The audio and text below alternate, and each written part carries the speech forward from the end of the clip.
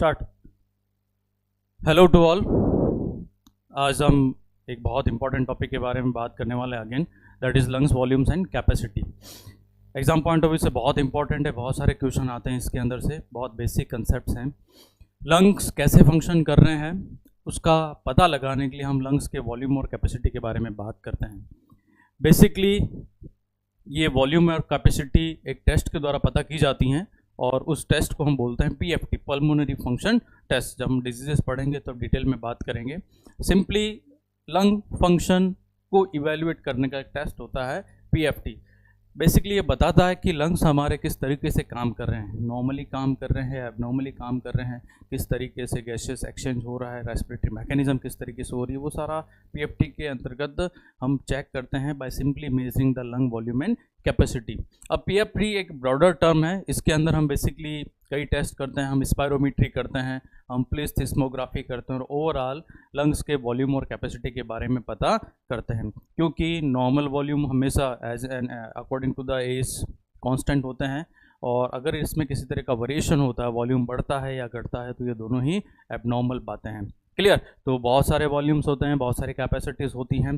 क्या उनका मतलब होता है, क्या उनकी डेफिनेशन है, नॉर्मल एवरेज वैल्यू उनकी कितनी होती हैं और हमारे एग्जाम पॉइंट ऑफ व्यू से क्या क्या उसके अंदर इंपॉर्टेंट चीज़ें हैं, वो सारी हम अब इसके साथ डिस्कस करते हैं। क्लियर? बोर्ड पे दो वर्ड लिखे हुए हैं, लंग वॉल्यूम एंड कैपेसिटी।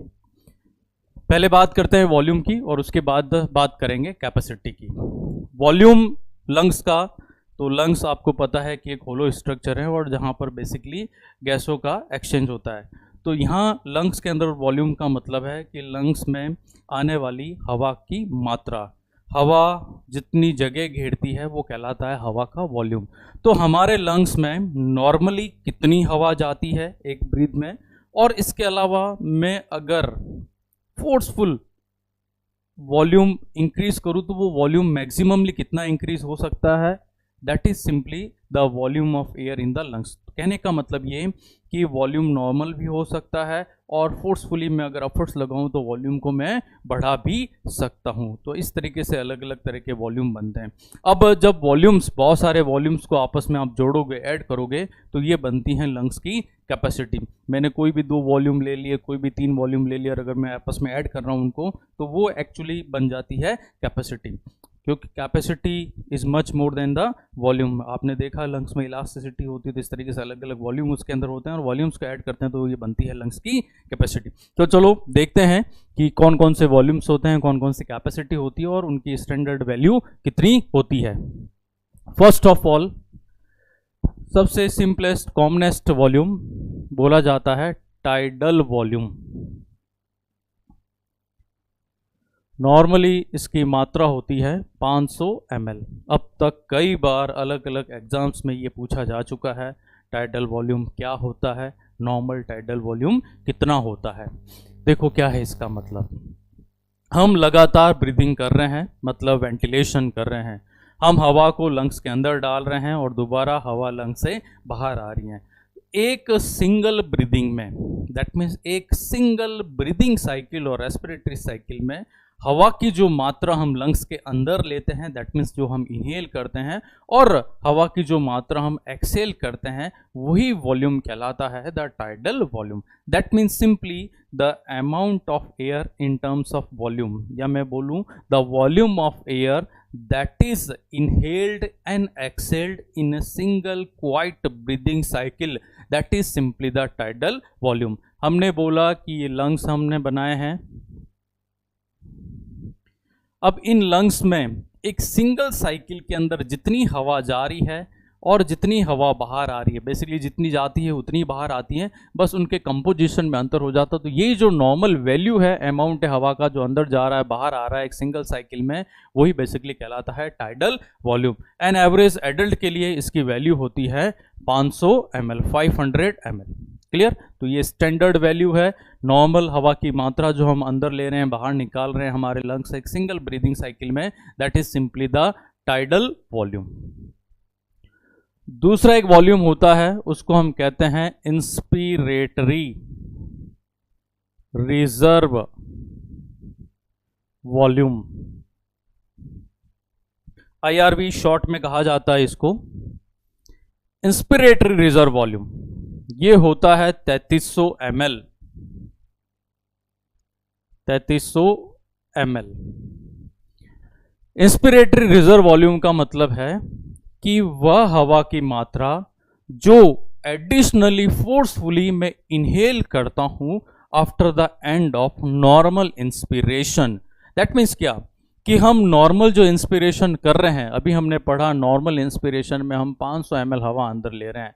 इस 500 ml हवा के अलावा और मैं कितनी एडिशनल एयर एक ब्रीथ में अंदर ले पाता हूं, वो कहलाता है इंस्पिरेटरी रिजर्व वॉल्यूम। अगर आप इसके नाम को देखेंगे तो नाम अपने आप में सेल्फ एक्सप्लेनेटरी है।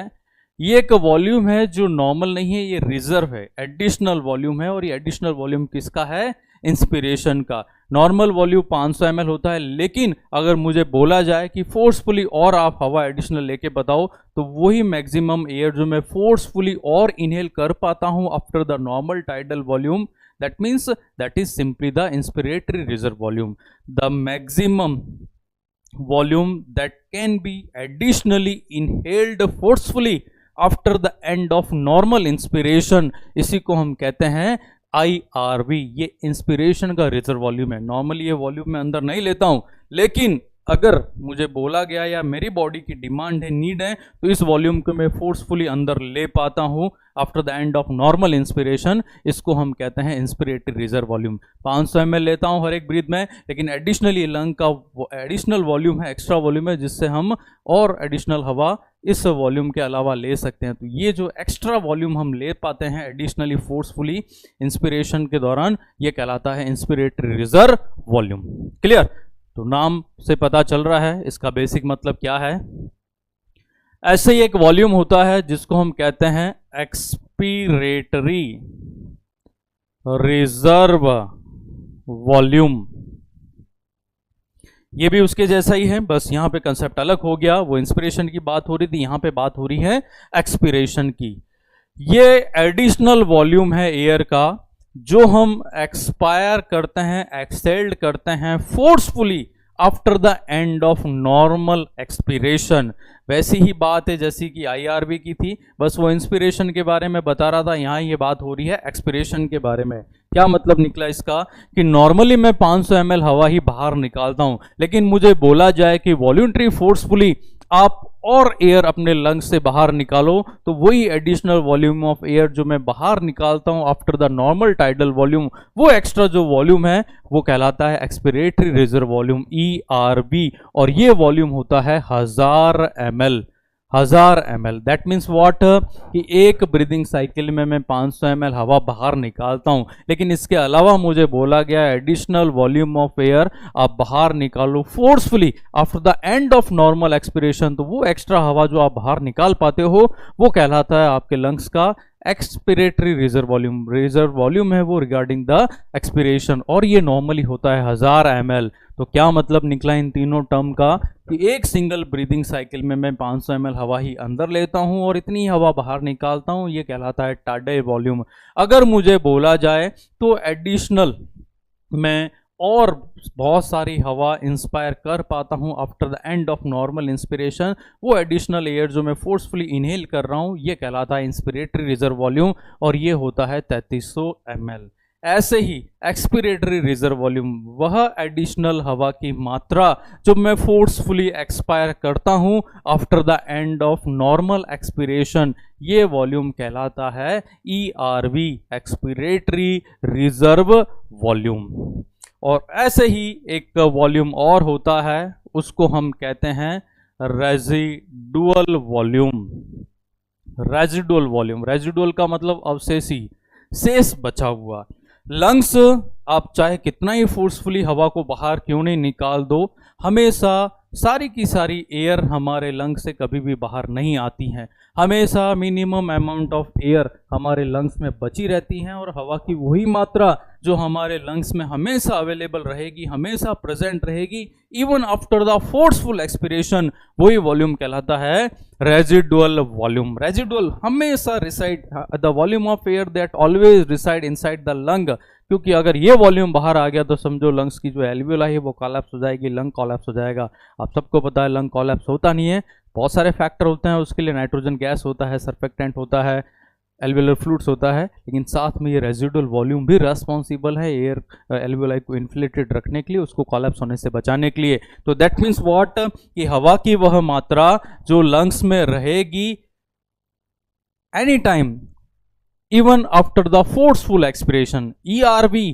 निकालने के बाद भी हवा जो लंग्स में बची रहती है वो कहलाता है रेजिडुअल वॉल्यूम, और ये रेजिडुअल वॉल्यूम होता है 1200 ml। 1200 ml that means 1.2 litre. क्या मतलब निकला इसका, हवा की जो मात्रा एक्सपिरेशन के बाद भी लंग्स में बच जाती है, not normal expiration, forceful expiration. Expiration में तो हम 500 ml हवा निकाल रहे हैं, लेकिन इसके अलावा भी फोर्सफुली बोला जाए तो हम 1000 ml और हवा निकाल सकते हैं, लेकिन उसके बाद भी लंग्स में हवा बची रहती है, और वही वॉल्यूम जो रहेगा हमारे लंग्स में आफ्टर द फोर्सफुल एक्सपिरेशन, उस वॉल्यूम को कहा जाता है रेजिडुअल वॉल्यूम, और ये होता है 1200 ml दैट मीन्स 1.2 लीटर। तो लंग्स के अंदर ये 4 तरह के वॉल्यूम होते हैं जिनको हम स्पायरोमीटर के द्वारा ज्ञात करते हैं। ये नॉर्मल वैल्यू है, अगर ये वॉल्यूम बढ़े या वॉल्यूम कम हो दोनों ही एबनॉर्मल बातें हैं। ज़्यादातर ऑब्स्ट्रक्टिव डिजीजेज में वॉल्यूम बढ़ जाता है, एज सच कुछ रेस्ट्रिक्टिव डिजीजेज होती हैं जिनके अंदर वॉल्यूम कम हो जाता है। तो डिजीज पोर्शन हम बाद में बात करेंगे, अभी सिर्फ मैंने नाम बताया है, उनका मीनिंग बताया है और उनकी नॉर्मल वैल्यू कितनी होती है उसके बारे में बात की है। क्लियर। तो टाइडल वॉल्यूम होता है 500 ml, इंस्पिरेटरी रिजर्व वॉल्यूम होता है 3300 ml, ERV expiratory reserve volume होता है 1000 ml और रेजिडुअल वॉल्यूम होता है 1200 ml। तो यही वो नॉर्मल 4 वॉल्यूम है जो हम as an lung volume measure करते हैं। अभी हमने बात करी थी कि जब वॉल्यूम को आपस में जोड़ा जाए, जब वॉल्यूम्स को आपस में ऐड किया जाए तो वो बन जाती है लंग्स की capacity. Capacity is much more than volume. यह है समता। वॉल्यूम हवा गई और वो हवा और एडिशनली हम ऐड करेंगे तो वो बेसिकली बन जाती है कैपेसिटी। कैपेसिटी हमेशा वॉल्यूम से ज़्यादा होती हैं। तो जब भी अलग अलग तरह के वॉल्यूम को आप जोड़ोगे तब वो जो डेफिनेट चीज़ आपको मिलेगी that is simply the capacity. 4 तरह की कैपेसिटी होती है, जैसे ये 4 तरह के वॉल्यूम थे। अब आगे मैं 4 तरह की लंग्स की कैपेसिटी बता रहा हूं। एक कैपेसिटी को बोला जाता है टोटल लंग्स कैपेसिटी। हमारे लंग्स की total capacity in terms of volume, that means what, अगर मैं इन सभी वॉल्यूम्स को जोड़ दूं, आपस में ऐड कर दूं, तो जो कैपेसिटी हमको मिलेगी उसी को कहा जाता है टोटल लंग्स कैपेसिटी। क्या मतलब निकला इसका, कि हवा की वह मात्रा जो हमारे लंग्स में रहेगी आफ्टर डीपेस्ट इंस्पिरेशन। मैंने फुली डीप इंस्पिरेशन कर लिया और डीप इंस्पिरेशन करने के बाद हवा की जो मात्रा हमारी बॉडी में रहेगी वही हमारे लंग्स में जो रहेगी उसी को हम बोलेंगे total lung capacity. Deep inspiration का मतलब क्या, हमने टाइडल वॉल्यूम नॉर्मली लिया 3300 ml नॉर्मली लिया, डीप हमने बोला डीप इंस्पिरेशन 3300 एक्स्ट्रा गया, 1000 ml always expiratory reserve volume रहता ही रहता है और 1200 ml एज रेजिडुअल वॉल्यूम हमेशा हमारे लंग्स में रहता है। तो ये हो गया पूरी लंग्स की टोटल कैपेसिटी। तो अगर आप ऐड करेंगे सभी वॉल्यूम्स को तो जो टोटल लंग कैपेसिटी आती है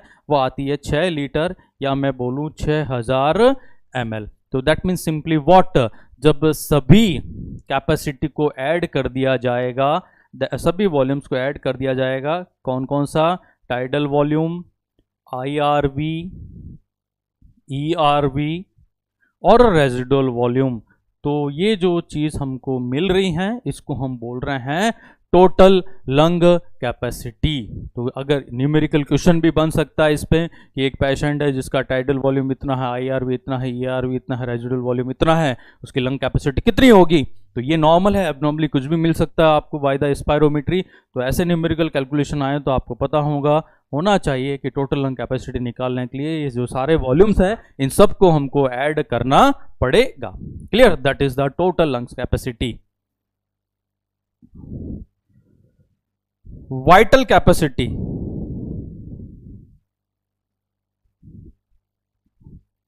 एक दूसरा कैपेसिटी होता है जिसको हम कहते हैं वाइटल कैपेसिटी या लंग्स की वाइटल कैपेसिटी। इसका मतलब यह है कि वह मैक्सिमम वॉल्यूम ऑफ एयर जो हम एक्सहेल्ड करते हैं after the deep inspiration, deep गहरी सांस लेने के बाद हम फोर्सफुली मैक्सिमम जो हवा बाहर निकालते हैं वो कहलाता है वाइटल कैपेसिटी। दैट मीन्स क्या, कितनी हवा बाहर आएगी? मैं बोलूं कि मैक्सिमम हवा जो हम बाहर निकाल रहे हैं आफ्टर द डीप इंस्पिरेशन, तो डीप इंस्पिरेशन में हमने पहले 500 ml लिया, फिर डीप बोला इसलिए इंस्पिरेटरी रिजर्व वॉल्यूम भी लिया 3300 ml, और फिर हम बाहर निकाल रहे हैं एयर को, एक्सहेल कर रहे हैं फोर्सफुली, तो ये ERV भी बाहर आएगा। तो ये जो टोटल वॉल्यूम है तीनों के तीनों, that means what, that means tidal volume, IRV, ERV, ये तीनों अगर मैं मिला दूं तो मुझे मिलेगी वाइटल कैपेसिटी। आपने टोटल लगा दिया होगा, ये 500 ml है, ये 3300 ml है, ये 1000 ml है, तो एन एवरेज जो वैल्यू आपको यहाँ मिलेगी वो मिलेगी 4800 ml। आप अगर ऐड करेंगे 3300 प्लस 500 3800 प्लस 1000 4800 ml, 4.8 लीटर जो वॉल्यूम मिलेगा एन एवरेज, वो होगी उस लंग्स की vital capacity. That means what, हवा की वह मैक्सिमम मात्रा जो हम एक्सहेल्ड करते हैं आफ्टर टेकिंग डीप इंस्पिरेशन, गहरी सांस लेने के बाद टोटल वॉल्यूम जो हम एक्सहेल कर पाते हैं फोर्सफुली, वही कहलाता है वाइटल कैपेसिटी। आप देख रहे हैं डीप इंस्पिरेशन किया फिर फोर्सफुली एक्सपिरेट किया, तो ये टोटल वॉल्यूम सारे के सारे मिल गए, तो ये क्या बन गया है? Vital capacity. वाइटल कैपेसिटी के बाद आता है इंस्पिरेटरी कैपेसिटी। इंस्पिरेटरी कैपेसिटी, नाम से पता चल रहा होगा ये कैपेसिटी है किसके लिए? Only for the inspiration. Inspiration maximum volume जो हवा का है वो कितना कर पाता हूं मैं, तो इंस्पिरेशन में आप देख रहे हो कि नॉर्मली आप 500 ml कर पाते हो और फोर्सफुली बोला जाए तो 3300 ml। अगर इन दोनों चीज़ों को जोड़ दिया जाए, इन दोनों वॉल्यूम्स को जोड़ दिया जाए, टाइडल वॉल्यूम और IRV, ये नॉर्मल वॉल्यूम इनहेल करते हो आप और ये नॉर्मल वॉल्यूम फोर्सफुली आप इनहेल करते हो after the end of normal inspiration, ये दोनों चीज़ें मिलके बन जाती है इंस्पिरेटरी कैपेसिटी। अगर दोनों चीज़ों का आप जोड़ोगे 3300 प्लस 500, ये हो जाती है 3800 ml। दैट मीन्स क्या हुआ? देखो आप अगर नाम को देखोगे तो ज़्यादा कुछ याद रखने की जरूरत नहीं है, सब सेल्फ एक्सप्लेनेटरी टर्म्स हैं।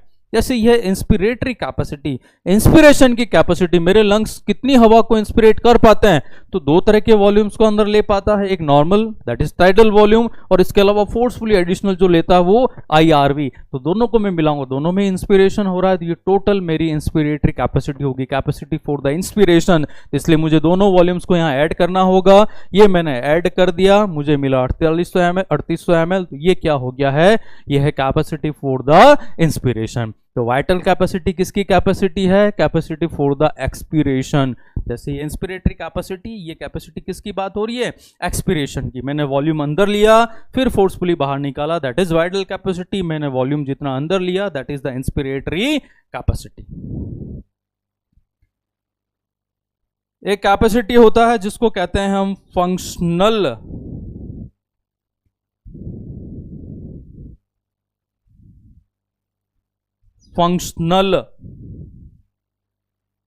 Residual capacity.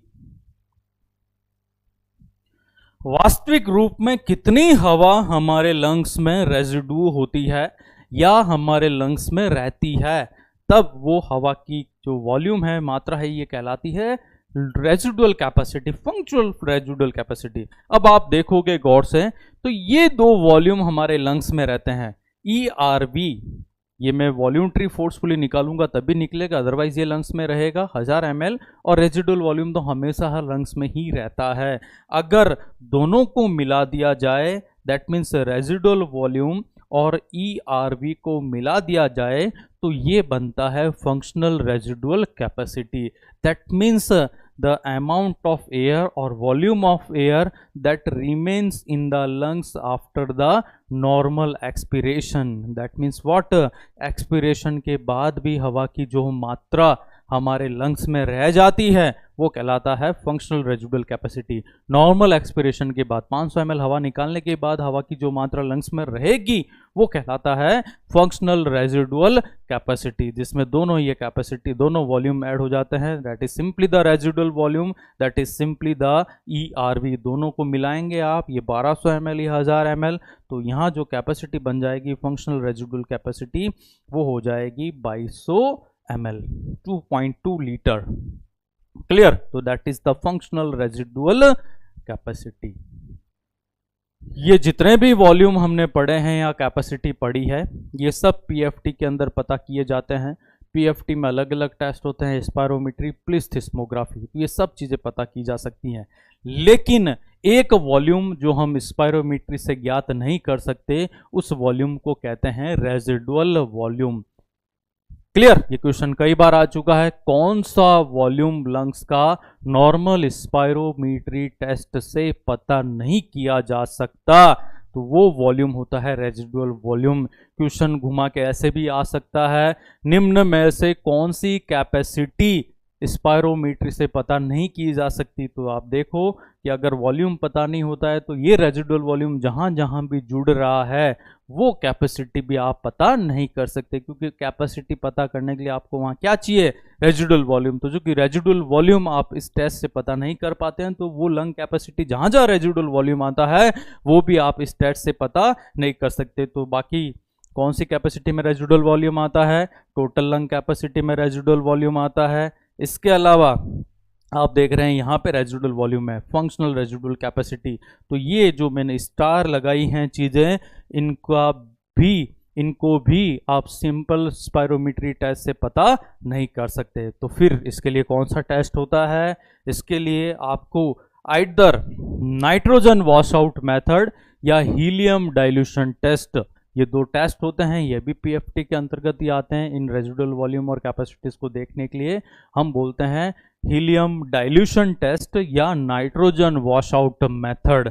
तो मैं दोबारा आपको क्लियर कर दूं, सारी चीज़ें हम पता कर सकते हैं स्पायरोमीट्री से, excepting residual volume and those capacity that is made up by the residual volume. तो residual volume, total lung capacity, functional residual capacity normal spirometer से पता नहीं की जा सकती। क्लियर? तो ये सारी टर्म्स हैं, मैं दोबारा एक बार एक्सप्लेन कर देता हूं आपको, और इनकी नॉर्मल वैल्यू कितनी है वो बता देता हूं।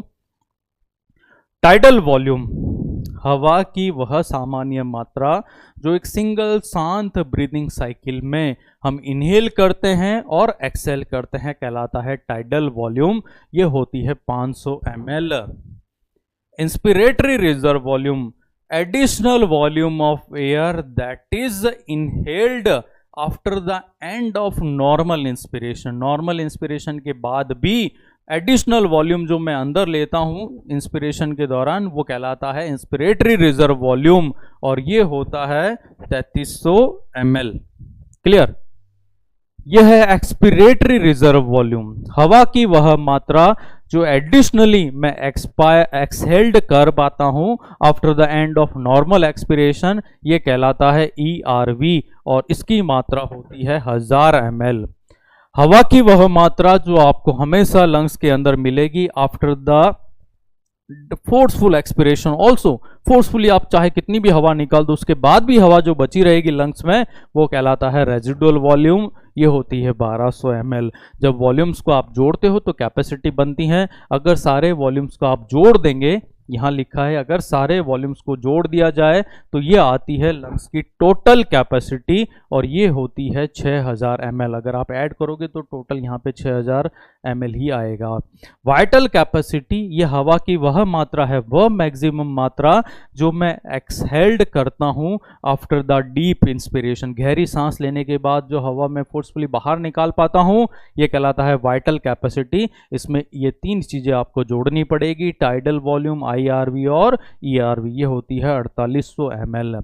हवा की वह मैक्सिमम मात्रा जो मैं इंस्पायर करता हूं या इनहेल्ड करता हूं after the end of normal expiration, normal expiration के बाद भी हवा की जो मात्रा आप अंदर ले पाते हैं वो कहलाता है inspiratory capacity, the capacity of inspiration. इसमें आपको टाइडल वॉल्यूम और इंस्पिरेटरी रिजर्व वॉल्यूम जोड़ना पड़ेगा। नॉर्मली जब दोनों को जोड़ोगे तो ये होती है 3800 ml। इसके अलावा यह है functional residual capacity, that means हवा की वह मात्रा जो हमेशा लंग्स में मिलेगी after the normal expiration. Normal expiration के बाद भी हवा की जो मात्रा रहेगी हमारी बॉडी में, ये कहलाता है फंक्शनल रेजिडुअल कैपेसिटी। क्लियर? तो ये था सिंपल वॉल्यूम और उनकी मात्रा, कैपेसिटी और उनकी अमाउंट। अब हम बात करते हैं स्पायरोमीट्री में ये हमें पता कैसे चलता है।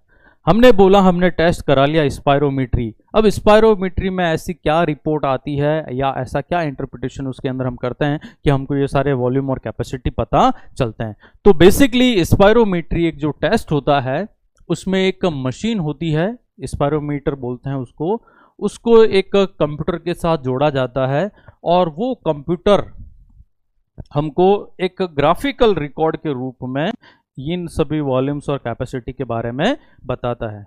बेसिकली आपने देखा होगा स्पायरोमीटर एक मशीन होती है, एक मशीन जिसके आगे एक ट्यूब लगी होती है और उस ट्यूब में हमको हवा को फ्लो करना होता है और वो मशीन आगे कंप्यूटर के साथ जुड़ी हुई होती हैं और कंप्यूटर हमको एक ग्राफ के रूप में समय और वॉल्यूम एक साथ बताते हैं। जो ग्राफ हमको मिलता है उसको बोलते हैं स्पायरोग्राम। मैं बता रहा हूं कि ये वॉल्यूम और कैपेसिटी आप कैसे चेक करोगे, तो चेक तो आप स्पायरोमीट्री से करोगे लेकिन उसमें क्या आपको दिखेगा, स्पायरोग्राम दिखेगा आपको एक वेव के रूप में, ऐसे एक वेव के रूप में सभी वॉल्यूम्स और कैपेसिटी दिखेगी। तो वही मैं आपको ग्राफ पढ़ना बता रहा हूं, ग्राफ से कैसे कंक्लूजन मीनिंग निकालना है वो बता रहा हूं कि ग्राफ देख के आप कैसे पता करेंगे कि कौन सा वॉल्यूम है, कितना वो वॉल्यूम है और कौन सी कैपेसिटी है। क्लियर? तो ये ग्राफ आपको कुछ इस तरीके से दिखेगा। ये वर्टिकल एक्सिस है, ये हॉरिजॉन्टल एक्सिस है। इस तरफ हवा की मात्रा लिखी होती है 0 ml, 1000 ml, 2000 ml, 3000 ml यहाँ हो ही गया, 4000 ml, 5000 ml और यहाँ 6 लीटर या 6000 ml। क्लियर? ये है टोटल लंग कैपेसिटी। आप देखोगे अभी हमने पढ़ा टोटल लंग कैपेसिटी होती है 6 लीटर या 6000 ml। तो ये एक्चुअली सारी कैपेसिटीज का टोटल है बेसिकली और इन्हीं कैपेसिटीज में अलग अलग कैपेसिटी और वॉल्यूम आपको देखने को मिलेगा। फर्स्ट ऑफ ऑल बात करते हैं पहले वॉल्यूम की, that is the tidal volume. अभी हमने पढ़ा हवा की वह मात्रा जो हम अंदर लेते हैं बाहर निकालते हैं सिंगल ब्रीथ में, वो कहलाता है टाइडल वॉल्यूम। तो ये टाइडल वॉल्यूम आपको कैसे दिखेगा, ये टाइडल वॉल्यूम आपको दिखेगा इस तरीके से। ये है 3000 ml और ये है 2000 ml और बीच में आपको मिलेगा 2500 ml। तो ये 500 ml जो वॉल्यूम मिल रहा है, ये 500 ml आप देख पा रहे हैं, 3000 और ये 2500, बीच में जो वॉल्यूम मिल रहा है ये 500 ml है। तो ये जो वॉल्यूम है इसको हम कह रहे हैं टाइडल वॉल्यूम। हवा की यही मात्रा हम अंदर ले पा रहे हैं, बाहर निकाल रहे हैं, ये कहलाता है टाइडल वॉल्यूम। तो आपको बीच में इस तरीके से एक वेव दिखेगी, ये बताएगा टाइडल वॉल्यूम अप्रॉक्स ये रेंज आएगी 500 ml। क्लियर? दूसरा IRV, tidal volume number 1, then second IRV। अभी हमने बोला हवा की वह मात्रा है मैक्सिमम जो वॉल्यूम्ट्री हम अंदर ले पाते हैं आफ्टर द नॉर्मल इंस्पिरेशन।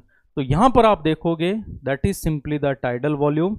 और टाइडल वॉल्यूम ये पूरा टाइडल वॉल्यूम ही था। अब इसके अलावा यहां पे ये है 6 लीटर की लाइन, यहां से लेके यहां तक ये जो वेव आपको मिलेगी ये है IRV, इंस्पिरेटरी रिजर्व वॉल्यूम, ये टाइडल वॉल्यूम के अलावा हवा की मात्रा है जो हम अंदर ले पाते हैं। तो इस तरीके से एक बड़ी वेव मिलेगी अप टू द दाएगी 6, आप देख रहे हैं लगभग 3000 और 6000, तो एवरेज यहाँ आ रहा है 3000, एवरेज वैसे होता है 3300 ml, लेकिन ग्राफिकल प्रेजेंटेशन में आपको यहाँ दिख रहा है अप्रोक्स 3000 ml। तो ये जो वॉल्यूम है ये है IRV। तीसरा वॉल्यूम हमने पढ़ा ERV। ERV हवा की वह मात्रा जो हम एक्सहेल करते हैं आफ्टर द नॉर्मल एक्सपिरेशन। तो यहाँ पर ये IRV है, यहाँ पे नीचे आ गया ये दोबारा टाइडल वॉल्यूम, और यहाँ IRV से लेके यहाँ एक बीच में और लाइन है, ये लाइन है 2000 और 1000 के बीच में, और ये है 1500 ml की लाइन। तो यहाँ पर ये जो वॉल्यूम आपको मिलेगा, ये वॉल्यूम ये है ERV, देख पा रहे हैं आप। ये है हवा की वह मात्रा जो हम एक्सहेल्ड करते हैं after the end of normal expiration. तो 500 ml के अलावा ये हवा की मात्रा है, और आप गैप देख पा रहे हैं 1500 से 2500 दोनों के बीच में गैप है 1000 ml का। तो ये 1000 ml वॉल्यूम हम एडिशनली निकाल पाते हैं, नॉर्मली नहीं निकलता है, वॉल्यूंटरी हम निकालते हैं after the end of normal expiration, that is ERV। और ERV करने के बाद भी हवा की जो मात्रा लंग्स में हमेशा बचेगी, इस वॉल्यूम के अलावा हवा की वह मात्रा जो हमेशा लंग्स में बचेगी, ये आप देख पा रहे हैं, यह है रेजिडुअल वॉल्यूम। क्लियर? तो आपको एक वेव के रूप में मैंने सारे वॉल्यूम दिखा दिए, दोबारा बता देता हूं। टाइडल वॉल्यूम 500 ml गैप का ये वेव है। IRV ऊपर की तरफ जो इंस्पायर कर रहे हैं, ऊपर की तरफ इंस्पिरेशन होता है, अंदर की तरफ नीचे की तरफ एक्सपिरेशन, और जो वॉल्यूम रेजिडुअल रहता है वो वाला, दैट इज द IRV, ये होता है 3300 ml। इसके अलावा टाइडल वॉल्यूम के अलावा हवा की मात्रा जो हम फोर्सफुली निकालते हैं, नॉर्मली वो अंदर ही रहती है, लेकिन फोर्सफुली इसको हम बाहर निकाल सकते हैं after the end of normal expiration, that is ERV। Clear? और ये ERV के बाद भी हमेशा हवा जो बची रहेगी ये कहलाता है रेजिडुअल वॉल्यूम। क्लियर? अगर सभी को आप जोड़ दें, रेजिडुअल वॉल्यूम, ERV, ये ग्राफ में एक लाइन और बना रहा हूं, ये आप देख पा रहे हैं यहाँ पर मैंने सभी को ऐड कर दिया। क्या क्या ऐड कर दिया? यहाँ है टाइडल वॉल्यूम, यहाँ है IRV, यहाँ है ERV, और नीचे तो रेजिडुअल वॉल्यूम है ही है। जब सभी वॉल्यूम आप जोड़ दोगे तो ये बन गया आपके लंग्स का टोटल लंग कैपेसिटी।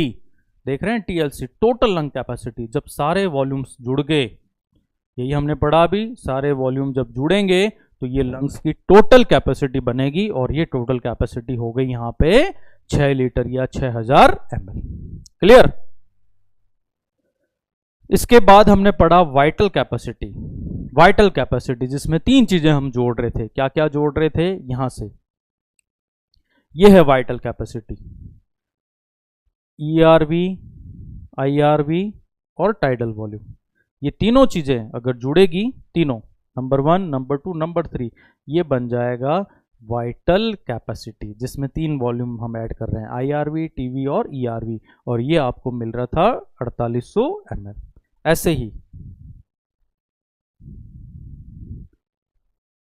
ही हम बोलेंगे इंस्पिरेटरी कैपेसिटी।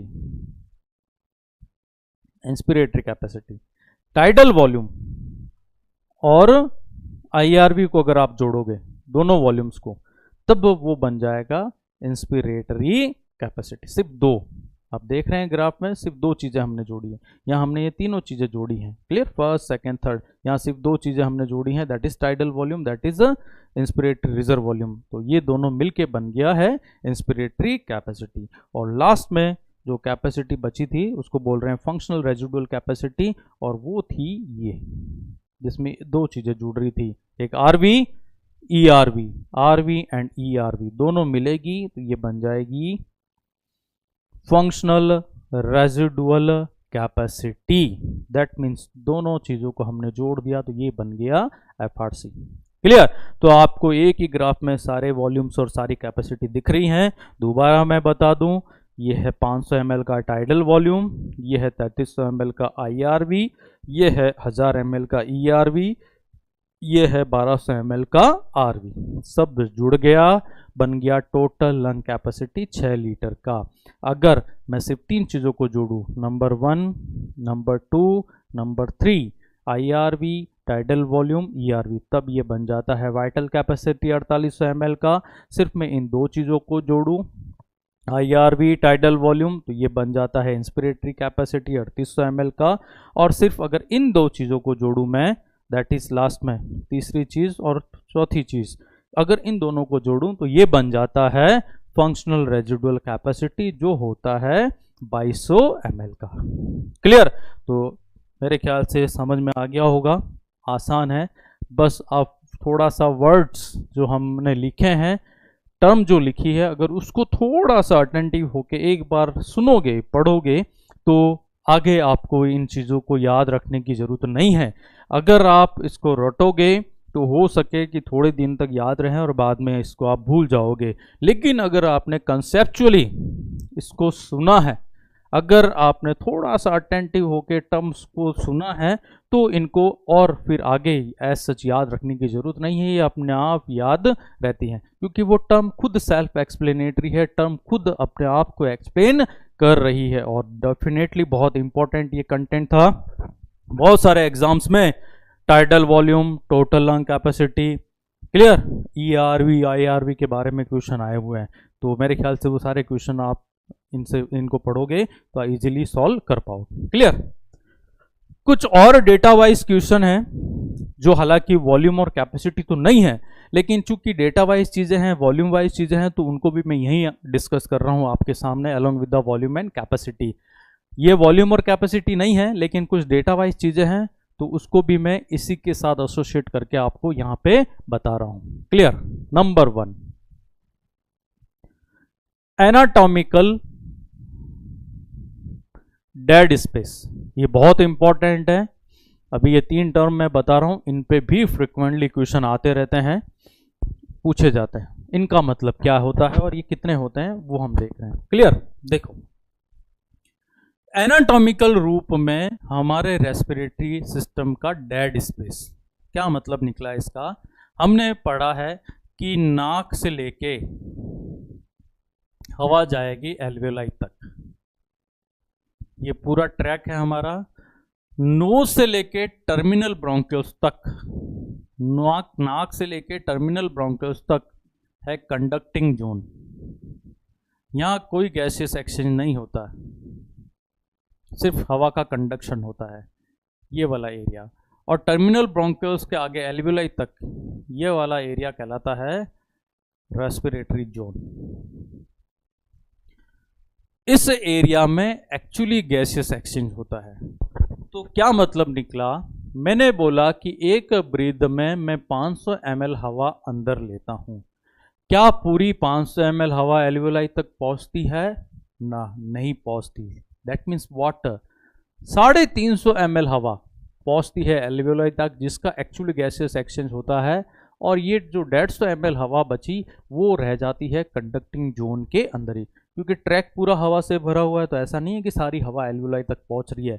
सिंगल ब्रीथ में 500 ml हवा ले रहे हैं, तो एल्वेलाई तक मात्र 350 ml हवा पहुंचेगी, तो वो 150 ml हवा कहाँ रहेगी? वो 150 ml हवा रहेगी कंडक्टिंग जोन के अंदर। दैट मीन्स क्या? मीन्स ये कि हवा की वह मात्रा जो गैसियस एक्सचेंज में पार्टिसिपेट नहीं करती है, जो गैसियस एक्सचेंज में रोल प्ले नहीं करती है, और वो हवा की मात्रा जो कंडक्टिंग जोन में ही रह जाती है, वो कहलाता है एनाटॉमिकल रूप से डेड स्पेस रेस्पिरेटरी सिस्टम का। वैसे तो वो फिजियोलॉजिकली एक्टिव स्पेस है, लेकिन गैसियस एक्सचेंज के रूप में हम बोलेंगे वो डेड स्पेस है, एनाटॉमिकल डेड स्पेस। तो आपसे पूछे कि एनाटॉमिकल डेड स्पेस होता क्या है? बोलना है हवा की वह मात्रा जो कंडक्टिंग जोन में ही रह जाती है, जिसका गैसियस एक्सचेंज नहीं होता है। आपसे पूछे कितना ml होता है, बोल देना है कि एनाटॉमिकल डेड स्पेस होता है 150 ml, 150 ml, या मैं बोलूं टाइडल वॉल्यूम का 30%। क्लियर? टाइडल वॉल्यूम 500 ml होता है, इसका 30% भी आप निकालोगे तो वो भी 150 ml ही आएगा। क्लियर? इसको बोला गया anatomical dead space, that is 150 ml। दूसरी एक टर्म है जो कई बार एग्जाम में आ चुकी है, इसको कहा जाता है एल्वियोलर वेंटिलेशन रेट। देखो इसका मतलब क्या, रेट मतलब किसी भी फिनोमिना के बारे में बात हो रही है पर मिनट, एक मिनट के संदर्भ में जब भी बात हो तो हम बोलेंगे रेट। वेंटिलेशन का मतलब हवा का अंदर जाना बाहर आना, और एल्वियोलर मतलब एल्वियोलाई के लेवल की बात हो रही है। तो दैट मीन्स क्या, मीन्स ये कि प्रत्येक मिनट हमारी एल्वियोलाई तक हवा की कितनी मात्रा जा रही है जो कि एक्चुअली वेंटिलेशन कर रही है, एक्चुअली गैसियस एक्सचेंज में पार्टिसिपेट कर रही है। तो अभी हमने देखा यहाँ पर देखो 150 ml तो कंडक्टिंग जोन में ही रह गई, 350 ml मात्र हमारी एल्वियोलाई में गई। कितनी गई? 350 ml। ये एक साइकिल में गई है, सिंगल ब्रीदिंग साइकिल में। बात हो रही है पूरे एक मिनट की। एक मिनट का मतलब होता है 60 सेकेंड। और आप सभी को पता है कि एक जो रेस्पिरेटरी साइकिल होता है वो होता है 5 सेकेंड का। याद आया कुछ? रेस्पिरेटरी साइकिल में दो चीज़ें होती है, इंस्पिरेशन एक्सपिरेशन। इंस्पिरेशन में 2 सेकेंड लगते हैं, एक्सपिरेशन में 3 सेकेंड, दोनों को मिलाओगे तो कितना सेकेंड का साइकिल हो गया? 5 सेकेंड का। तो 60 सेकेंड में कितने साइकिल बनेंगे? अगर एक साइकिल 5 सेकेंड का है तो 12 साइकिल बनेंगे 60 सेकेंड में। तो दैट मीन्स क्या कि हमको यहाँ पर एक मिनट की बात करनी है, तो एक मिनट में 12 रेस्पिरेटरी साइकिल होते हैं। एक साइकिल में 350 ml हवा जाती है, एक मिनट में मतलब 12 साइकिल में कितनी हवा जाएगी? तो ये हवा आएगी 4200 ml। और यही मिल गया आपको एल्वियोलर वेंटिलेशन रेट। क्या मतलब निकला इसका? दोबारा बता देता हूं, ये हवा की वह मात्रा है जो एक्चुअली एल्वियोलाई तक पहुंचती है फॉर गैसियस एक्सचेंज। हवा की वह मात्रा जो एक्चुअली एल्वियोलाई तक पहुंचेगी गैसियस एक्सचेंज के लिए इन ए मिनट, एक मिनट के संदर्भ में ये बात हो रही है। तो एक साइकिल में पहुंचती है 350 ml, एक मिनट में 12 रेस्पिरेटरी साइकिल एंड एवरेज होते हैं 5 सेकेंड के एक साइकिल के हिसाब से। तो हमने दोनों को मल्टीप्लाई कर दिया, आंसर मिला 4200 ml। 4.2 लीटर हवा प्रत्येक मिनट हमारी एल्वियोलाई तक पहुंचती है जिसका एक्चुअली गैसियस एक्सचेंज होता है। बोलेंगे एल्वियोलर वेंटिलेशन रेट। क्लियर? एक तीसरा फिनोमिना यहां और है, और यह भी बहुत इंपॉर्टेंट है, कई बार आ चुका एग्जाम में। इसको बोला जाता है पल्मोनेरी वेंटिलेशन रेट, अथवा और इसका बहुत इंपॉर्टेंट एक दूसरा नाम भी है रेस्पिरेटरी मिनट वॉल्यूम। क्लियर? देखो ये भी वैसे सब नाम अपने आप सेल्फ एक्सप्लेनेटरी हैं, फिर भी देखते हैं इनका मतलब क्या। पल्मोनेरी वेंटिलेशन रेट मतलब एक मिनट की बात हो रही है, वेंटिलेशन मतलब हवा का अंदर जाना बाहर निकलना, पल्मोनेरी दैट मीन्स लंग्स। क्या मतलब निकला? एक मिनट में लंग्स में जो हवा अंदर जा रही है बाहर आ रही है वही कहला रहा है पल्मोनेरी वेंटिलेशन रेट। दूसरा इसका नाम रेस्पिरेटरी मिनट वॉल्यूम। रेस्पिरेशन कराने के लिए प्रत्येक मिनट हवा की जो मात्रा लंग्स में जा रही है और बाहर आ रही है वही क्या कहला रहा है? Respiratory minute volume. आप सबको पता है कि एक साइकिल में लंग्स में कितनी हवा अंदर जाती है? 500 ml। हमने पढ़ा है tidal volume, the amount of air that is inhaled and exhaled in a single quite breathing. 500 ml हवा एक साइकिल में। एक मिनट में कितने साइकिल होते हैं? अभी हमने पढ़ा 12 साइकिल होते हैं। 12 को आप 500 से गुणा करेंगे, मल्टीप्लाई करेंगे, तो आपको जो वैल्यू मिलेगी वह मिलेगी 6000 ml या 6 लीटर। तो क्या मतलब निकला कि यहाँ एक और इम्पोर्टेंट क्राइटेरिया हमारे पास आ गया कि 1 मिनट में हवा की कितनी मात्रा लंग्स के अंदर जाएगी, बाहर आएगी। तो ये हो गया एक तरीके से respiratory minute volume. Tidal volume single cycle की बात करता है और ये पूरे 1 मिनट की बात करता है। टाइडल वॉल्यूम में एक साइकिल में हवा जो अंदर जाती है बाहर आती है वो कहलाती है, लेकिन रेस्पिरेटरी मिनट वॉल्यूम में पूरे 1 मिनट तक हवा कितनी लंग्स में जाएगी और बाहर आएगी उसके बारे में बात हो रही है। तो आपने थोड़ा सा गौर किया है तो आपने देखा होगा कि ये 6000 ml है, उतना ही है जितना कि लंग्स की टोटल कैपेसिटी होती है, और टोटल लंग कैपेसिटी होती है 6 लीटर। तो यहाँ पर भी हम देख रहे हैं रेस्पिरेटरी मिनट वॉल्यूम भी कितना है, 6000 ml या 6 लीटर। क्लियर? तो दोबारा मैं बता दूं, एनाटॉमिकल डेड स्पेस, हवा की वह मात्रा जो कंडक्टिंग जोन में ही रह जाती है जो कि गैसियस एक्सचेंज में पार्टिसिपेट नहीं करती, ये होता है 150 ml या 30% of tidal volume. Alveolar ventilation rate, हवा की वह मात्रा जो एल्वियोलाई तक पहुंचती है जिसका एक्चुअल गैसियस एक्सचेंज होता है प्रत्येक मिनट 350 एक साइकिल में, 12 साइकिल होते हैं 1 मिनट में, मल्टीप्लाई कर दिया 4200 ml। पल्मोनरी वेंटिलेशन रेट या रेस्पिरेटरी मिनट वॉल्यूम, हवा की वह मात्रा जो 1 मिनट में लंग्स के अंदर जाती है और बाहर आती है, ये कहलाता है पल्मोनरी वेंटिलेशन रेट या respiratory minute volume. Respiratory minute volume के नाम से कई बार क्वेश्चन आता है।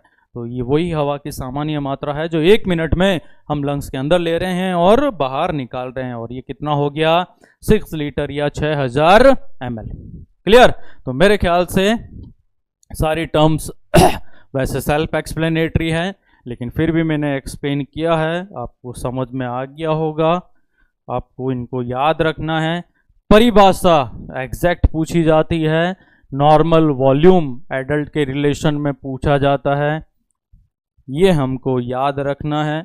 और ये कुछ आसान क्वेश्चन होते हैं जो सिर्फ हम याद रखने से सॉल्व कर पाते हैं। यहाँ ज़्यादा कुछ आपको दिमाग लगाना नहीं है, कुछ लॉजिक नहीं रखना है, आपको सिर्फ चीज़ें याद रखनी है और आपका काम आसान हो जाएगा। क्लियर? तो it is about the lung volume and capacity. अब हम बात कर रहे हैं रेगुलेशन ऑफ रेस्पिरेशन के बारे में। आप सभी को पता होगा कि जब हम जन्म लेते हैं तो जन्म लेने के विदिन 10 सेकंड हम रेस्पिरेशन करना स्टार्ट करते हैं, और जब तक जिएंगे टिल डेथ हम ये काम अनइंटरप्टेडली एफर्टलेसली कंटिन्यूस करते रहते हैं। ऐसी कौन सी चीजें बॉडी में जो इसको लगातार बिना एफर्ट के करवाती रहती है? किस तरीके से रेस्पिरेशन कंट्रोल होता है, गवर्न होता है हमारी बॉडी में? ऐसी क्या चीजें हैं जो उसको कंट्रोल करके इनवॉल्यूंटरी प्रोसेस को लॉन्ग टर्म चलाती रहती हैं? तो उन्हीं के बारे में बात कर रहे हैं, how the respiration is regulated in our body. Respiration का रेगुलेशन हमारी बॉडी में 2 मैकेनिज्म के अकॉर्डिंग होता है। एक मैकेनिज्म जो नर्वस सिस्टम करवाते हैं, और दूसरी मैकेनिज्म कुछ केमिकल्स के द्वारा होती हैं, ये कहलाता है केमिकल रेगुलेशन। देखो क्या मतलब निकला इसका, कि रेगुलेशन रेस्पिरेशन का बॉडी इन 2 मैकेनिज्म्स के द्वारा करती है। पहला रेगुलेशन होता है हमारे नर्वस सिस्टम के द्वारा। ना सिर्फ रेस्पिरेशन, बाकी बॉडी के जितने भी एसेंशियल काम हैं उन सब को मेन कंट्रोल रेगुलेट करने का काम हमारे नर्वस सिस्टम का है। लेकिन नर्वस सिस्टम के अलावा जब कभी ज़रूरत पड़ती है तो ब्लड में केमिकल चेंजेस होना भी अपने आप में एक रेगुलेटरी मैकेनिज्म है।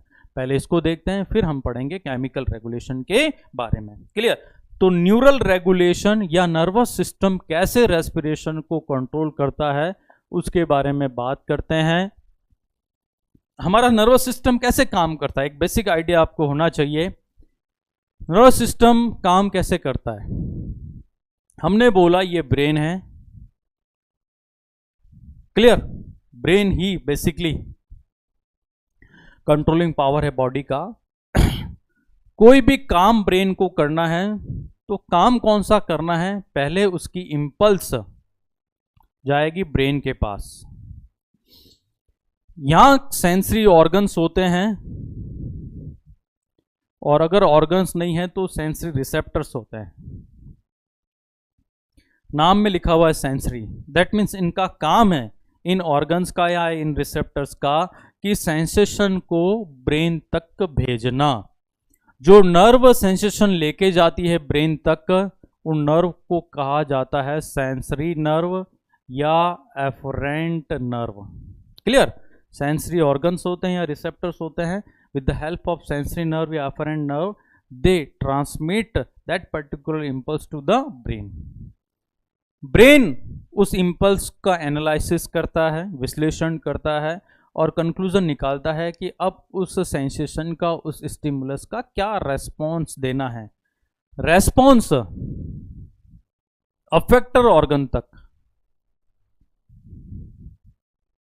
वो ऑर्गन जो अफेक्ट होंगे उस काम को कराने के लिए, तो इंपल्स ब्रेन से अफेक्टर ऑर्गन तक आएगी। क्या इंपल्स आएगी वो डिपेंड करेगा क्या सेंसेशन आए हैं, और उसके अकॉर्डिंगली अफेक्टर ऑर्गन यहाँ पे काम करेंगे। ये जो sensation reverse feedback effector organ तक जो नर्व लेके आती हैं, उनको कहा जाता है मोटर नर्व, या इन्हीं को कहा जाता है इफरेंट नर्व। क्लियर? इफरेंट और मोटर नर्व। तो ये एक नॉर्मल मैकेनिज्म होती है कोई भी बॉडी में काम की, जो कि कंट्रोल होता है ब्रेन के द्वारा। क्लियर? तो हमने तीन चीजें पढ़नी है। पहला सेंसेशन लेने वाली, लाने वाली नर्व, दूसरा ये ब्रेन, और तीसरा मोटर या इफरेंट नर्व।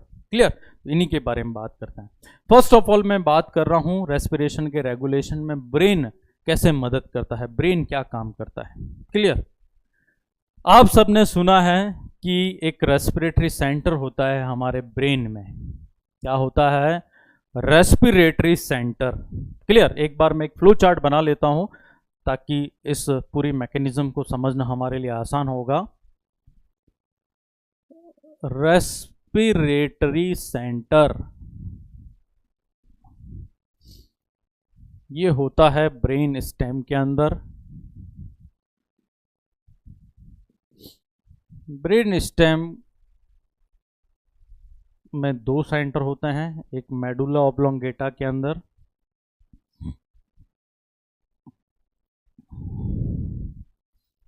यहां पर पॉन्स के अंदर। मैं एक्सप्लेन करूंगा, एक बार लिख लेता हूं।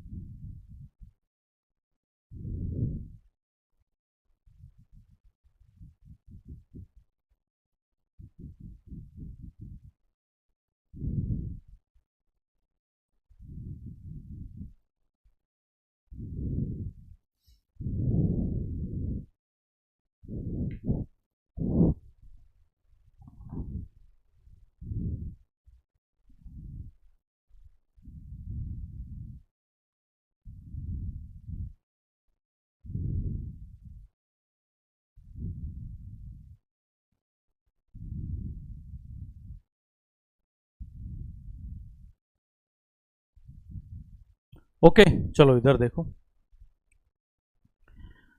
हमने बोला कि नर्वस सिस्टम के द्वारा रेगुलेशन होगा तो तीन चीज़ों की जरूरत पड़ेगी, एक सेंसरी नर्व की, एक ब्रेन की, और तीसरा इफरेंट नर्व या मोटर नर्व की।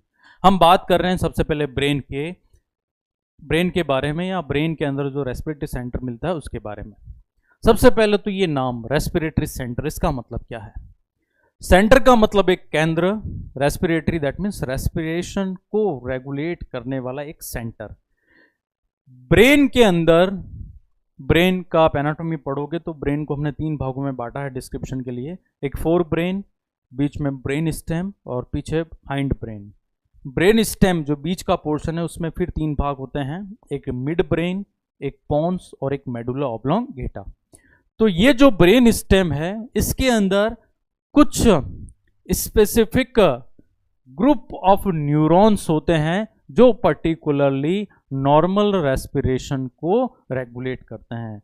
ऐसे विशेष न्यूरॉन्स का समूह जो कि रेस्पिरेशन की रेट, रिदम और उसके फोर्स या वॉल्यूम को कंट्रोल करते हैं, उन सभी न्यूरॉन्स के समूह को कहते हैं रेस्पिरेटरी सेंटर। ये रेस्पिरेटरी सेंटर मिलता है ब्रेन स्टेम के अंदर, और ब्रेन स्टेम के दो भाग में, एक मेडुला ऑब्लोंगेटा और पोन्स में आपको ये सेंटर मिलते हैं।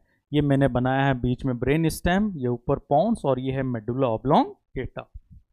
पोन्स ये नीचे वाली स्ट्रक्चर, मेडुला ये नीचे वाली स्ट्रक्चर है। तो दैट मीन्स व्हाट, हमारे ब्रेन स्टेम में इन दोनों ऑर्गन में, मेडुला ऑब्लोंगेटा और पोन्स के अंदर रेस्पिरेटरी सेंटर होता है। मेडुला में जो सेंटर मिलता है ये प्राथमिक रेस्पिरेटरी सेंटर होता है और इसको हम कहते हैं मेडुलरी सेंटर। क्योंकि मेडुला में मिल रहा है तो हम बोल रहे हैं मेडुलरी सेंटर।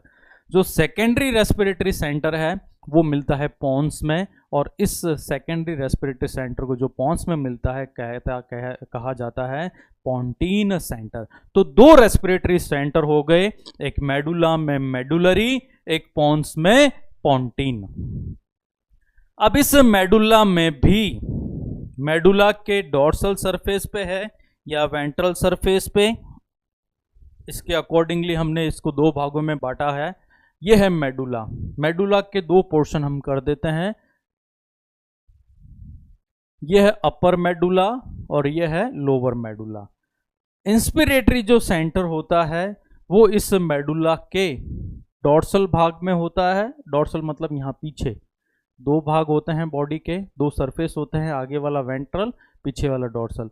तो इस मेडुला के भी ऊपर वाले अपर रीजन में यहाँ पीछे की तरफ वही विशेष न्यूरॉन का जो गुच्छा होगा जो रेस्पिरेशन को कंट्रोल करेगा, ये सेंटर कहलाता है इंस्पिरेटरी सेंटर।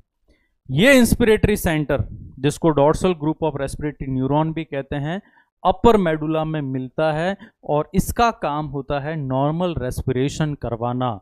नॉर्मल रेस्पिरेशन का मतलब क्या?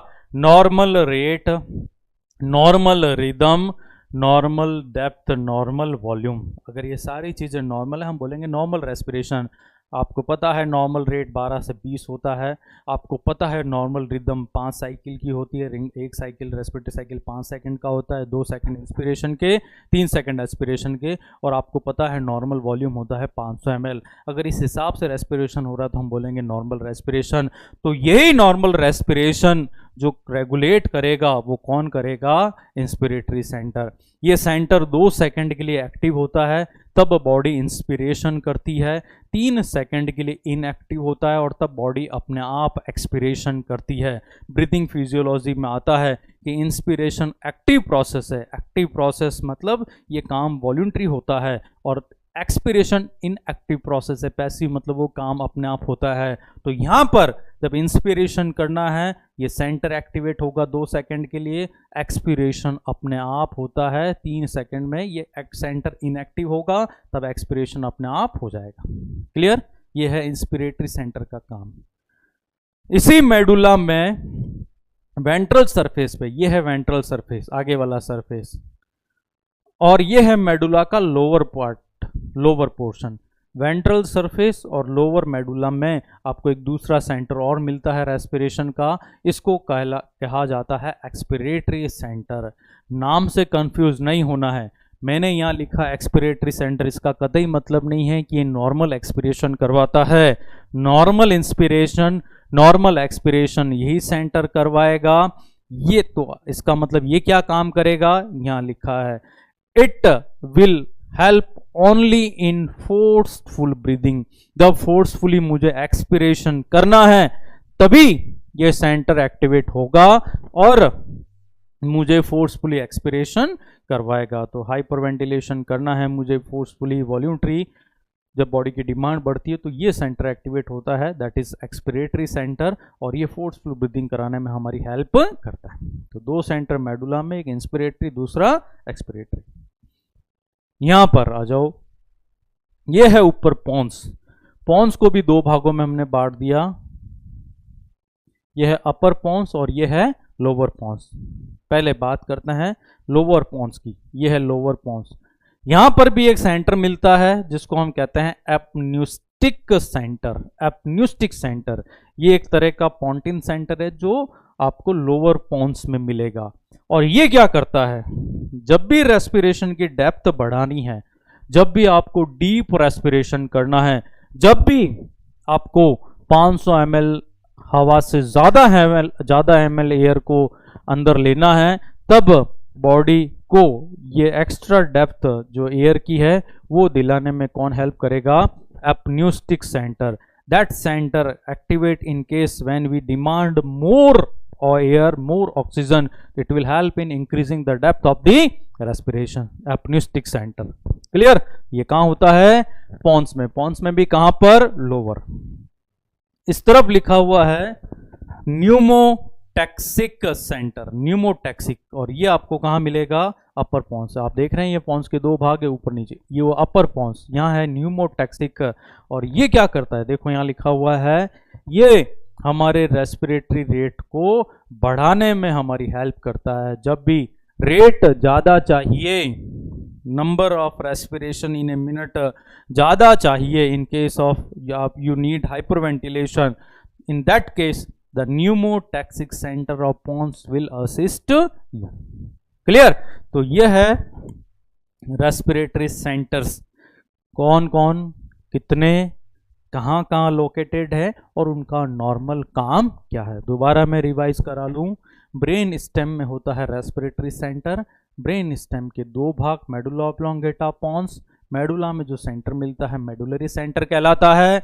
सेडुलरी सेंटर दो प्रकार के होते हैं, inspiratory centre, expiratory. Inspiratory dorsal surface पे होता है, इसको dorsal group of respiratory neuron भी कहते हैं। ये अपर मेडुला में होता है और नॉर्मल रेस्पिरेशन कराने के लिए यही सेंटर रेस्पॉन्सिबल है। एक्सपिरेटरी सेंटर वेंट्रल सरफेस पे होता है, ये लोअर मेडुला में मिलता है और इसका काम फोर्सफुल ब्रीदिंग कराना है। ये पोन्स में पोंटिन सेंटर होता है, इसमें फिर दो सेंटर होते हैं, एपन्यूस्टिक, एक न्यूमोटैक्सिक। एपन्यूस्टिक लोअर पोन्स में होता है, ये डेप्थ को बढ़ाता है, और न्यूमोटैक्सिक सेंटर जो होता है, न्यूमोटैक्सिक सेंटर ये अपर पोन्स में होता है, ये रेस्पिरेटरी रेट को बढ़ाता है। तो ब्रेन को इन चार तरीकों से एक्ट करना है, डिपेंड करेगा कि उसके पास किस तरह की सेंसेशन आ रही है by the sensory nerve. Clear? तो ये तो था ब्रेन का काम। ब्रेन को ये काम करना है इन चार सेंटर्स के साथ मिलके। लेकिन ब्रेन क्या काम करें, इसके लिए चाहिए सेंसरी नर्व से मिलने वाले सेंसेशन। दैट मीन्स क्या, कि ब्रेन क्या करेगा, ये हमने ब्रेन बनाया है, यहां पोन्स, मेडुला और ये स्पाइनल कोड। क्लियर? ब्रेन का काम तो हमने देख लिया, that is pons, that is medulla. ये काम कब करेगा, जब इस ब्रेन को सेंसेशन मिलेंगे बाय द सेंसरी नर्व या एफरेंट नर्व। अभी मैं बात कर रहा हूं सेंसेशन ले जाने वाली नर्व्स के बारे में, कि ऐसी कौन सी नर्व है जो रेस्पिरेशन के सेंसेशन को ब्रेन तक लेके जाएगी। हम बोलेंगे ये सेंसरी नर्व है या एफरेंट नर्व, इसको एफरेंट नर्व भी कहते हैं। क्लियर। तो दो जगह से सेंसेशन रेस्पिरेशन के ब्रेन, दो जगह से सेंसेशन जाएंगे ब्रेन के पास। वो कहां कहां होते हैं, एक बार मैं डायग्राम बना देता हूं। ये हमने बनाया है लंग्स,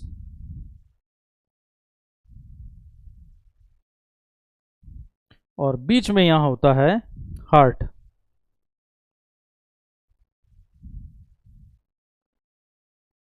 और यहां पर जो ये लेफ्ट वेंट्रिकल है, यहां से निकलता है एओर्टा, और यहां पर चली जाती हैं कैरोटिड आर्टरीज।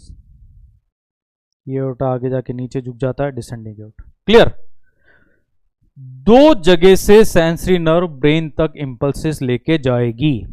दो जगह कहां से, एक तो इस लंग्स की स्किन से, कोटिंग से, यहां से ब्रेन तक सेंसेशन जाएंगे। लंग्स के यहां स्किन या कोटिंग में होते हैं स्ट्रेच रिसेप्टर। कौन से रिसेप्टर, स्ट्रेच रिसेप्टर, जो लंग्स के स्ट्रेच होने से एक्टिवेट होंगे और स्ट्रेच के बाद सेंसेशन को वो कैरी करके लेके जाएंगे ब्रेन के पास with the help of cranial nerve. यहाँ से information by the vagus nerve और ग्लोसोफेरिंजियल नर्व के द्वारा इन रिसेप्टर से इंपल्सेस जाती हैं हमारे ब्रेन के मेडुला और पोन्स के पास। उसी सेम कंडीशन में यहाँ एओर्टा में होती है एओर्टिक बॉडी और कैरोटिड आर्टरी में होती है कैरोटिड बॉडी। यहाँ पर कीमो रिसेप्टर्स होते हैं, ये है स्ट्रेच रिसेप्टर लंग्स के अंदर, और ये है chemo receptor, chemo and baro receptor. यहां से भी with the help of vagus nerve impulses जाएगी ब्रेन के पास। तो क्या मतलब निकला, मतलब ये निकला कि दो जगह से सेंसेशन फॉर द रेस्पिरेशन जाएंगे ब्रेन के पास। एक जगह तो ये है लंग्स की कोटिंग के अंदर स्ट्रेच रिसेप्टर्स हैं, according to the stretch they will get activated and carry impulse to the brain। और at the same time यहाँ होते हैं एओर्टा में एओर्टिक बॉडी और कैरोटिड आर्टरी के अंदर कैरोटिड बॉडी। यहाँ पर सेंसरी रिसेप्टर्स होते हैं, केमिकल रिसेप्टर्स, जो ब्लड से इंपल्सेस गेट करते हैं ब्लड के केमिकल कंस्टिट्यूएंट के अकॉर्डिंग और उसके प्रेशर के अकॉर्डिंग, और ये impulses via the help of vagus nerve लेके जाते हैं ब्रेन तक, है ना। वेगस और ग्लोसोफेरिंजियल और स्ट्रेच रिसेप्टर वेगस नर्व के थ्रू यहाँ लेके जाएंगे ब्रेन तक। तो एक काम हमारा कंप्लीट हो गया। क्या कंप्लीट हुआ कि रेस्पिरेशन करना है नहीं करना है, वो इंपल्सेस यहाँ से जाएगी ब्रेन तक। तो बेसिकली ये दोनों रिसेप्टर रेस्पिरेशन को इनिशिएट कराने की इंपल्सेस भेजते हैं ब्रेन तक। अब ब्रेन उन इंपल्सेस का विश्लेषण करेगा, एनालिसिस करेगा कि अब हमें रेस्पिरेशन करना है। तो इन्होंने डिसाइड कर लिया, मेडुला ने, पोन्स ने, अब नॉर्मल रेस्पिरेशन करना है तो मेडुला के अंदर जो इंस्पिरेटरी सेंटर है वो एक्टिवेट होगा, और वो यहां से स्पाइनल कोड की जो नर्व्स होती हैं, स्पाइनल नर्व, यहां से निकलती है C3, C4, C5, तीनों जाके आगे मिलके बन जाती है फ्रेनिक नर्व। और ये फ्रेनिक नर्व किसको सप्लाई देगी, डायफ्राम को। ये रेस्पिरेशन के अफेक्टर ऑर्गन है डायफ्राम। ऐसे ही यहां से T1 से लेके T11 जो स्पाइनल नर्व्स हैं, ये बन जाती हैं इंटरकॉस्टल नर्व। इंटरकॉस्टल नर्व ये थी फ्रेनिक नर्व, और ये सप्लाई देती है इंटरकॉस्टल मसल्स को। क्लियर। देखो क्या हुआ, इंपल्सेस यहां से मिली ब्रेन को, ब्रेन ने एनालिसिस किया, और ब्रेन फिर with the help of motor nerve, ये बेसिकली कौन सी नर्व होती हैं, मोटर नर्व, एसी को कहते हैं एफरेंट नर्व, ये इंपल्सेस ब्रेन से दूर अफेक्टर ऑर्गन तक लेके जाती हैं। तो रेस्पिरेशन की इंपल्स गई ब्रेन तक, ब्रेन ने एनालिसिस किया, डिसाइड किया क्या काम करना है, और with the help of spinal nerves, clear, ये सर्वाइकल नर्व्स हैं, ये थोरेसिक नर्व्स हैं, इनके थ्रू ये अलग अलग नर्व फाइबर से ये अलग अलग नर्व बन गई, और ये चली गई अफेक्टर ऑर्गन तक। क्या हुआ, इंपल्स गया कि साहब मुझे इंस्पिरेशन करना है बॉडी को, ब्रेन के इंस्पिरेटरी सेंटर ने डिसाइड किया, उसने इम्पल्स भेजा इन नर्व्स के थ्रू इन पर्टिकुलर अफेक्टेड ऑर्गन को कि अब इनको कॉन्ट्रैक्ट होना है। फ्रेनिक नर्व डायफ्राम को कॉन्ट्रैक्ट करवाएगी, डायफ्राम चला जाएगा नीचे, और इंटरकॉस्टल नर्व इंटरकॉस्टल मसल को कॉन्ट्रैक्ट करवाएगी, जिससे लंग्स जो थोरैक्स है हमारा एंटेरोलेटरल इनलार्ज हो जाएगा। जैसे ही फूलेगा तो ऐसे ब्रीदिंग फिजियोलॉजी हमने पढ़ा है कि वॉल्यूम अंदर का कम हो जाएगा, बाहर ज़्यादा, हवा ऑटोमेटिकली चली जाएगी अंदर। क्लियर? तो ये पूरा मैकेनिज्म इस तरीके से चलता रहता है। ये डायरेक्शन है काम करने की। यहां से गया ब्रेन, ब्रेन से दोबारा आ गया अफेक्टर ऑर्गन तक। क्लियर? तो that is simply the nervous regulation of the respiration. इस तरीके से नर्वस सिस्टम हमारा रेस्पिरेशन लगातार रेगुलेट करता रहता है। दूसरा, कई बार नर्वस सिस्टम के साथ साथ केमिकल रेगुलेशन भी होता है। केमिकल रेगुलेशन, इसका मतलब क्या? हमने अब भी पढ़ा था कि दो तरह का रेगुलेशन था, एक तो नर्वस सिस्टम के द्वारा, वो नर्वस सिस्टम हमने अभी पढ़ा कैसे रेगुलेट करता है। अब हम पढ़ रहे हैं केमिकल रेगुलेशन कैसे होता है। केमिकल रेगुलेशन होता है कीमो रिसेप्टर्स के द्वारा। कीमो रिसेप्टर्स के द्वारा, देखो नाम से पता चल रहा है chemo receptor. Receptor that mean sensory nerves की एंडिंग्स होती हैं जो सेंसेशन को रिसीव करते हैं। किस तरह के सेंसेशन को? केमिकल चेंजेस के सेंसेशन को। हमारी बॉडी में दो जगह कीमो रिसेप्टर होते हैं, एक को कहा जाता है पेरिफेरल कीमो रिसेप्टर,